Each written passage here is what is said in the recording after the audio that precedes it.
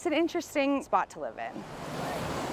In a matter of minutes, Just quirky incidences. the neighborhood had devolved into chaos. Heard a really big crash, and my neighbor said, hey, he just got out and ran.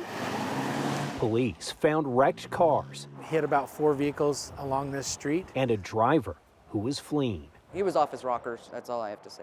Heidi Devenish was home when the unknown man came around the back. And all of a sudden, I heard a loud noise, and when I turned around, the guy was standing right there with the gun pointed at my face. She didn't know the guy had crashed into all those cars, Preliminarily, we've got a slew of hit and runs. and she didn't have the context of what had just happened to the guy next door. As soon as he saw the subject in his home pointing a gun at him, he kind of dove out of the way behind the couch or something. All she knew is the stranger was now her problem.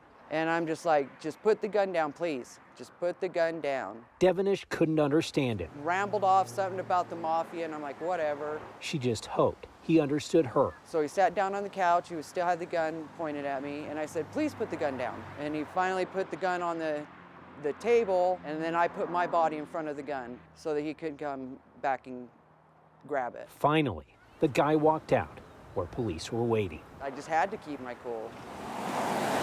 If you don't, then they end up shooting you. Devenish says she's just glad she made it out safely.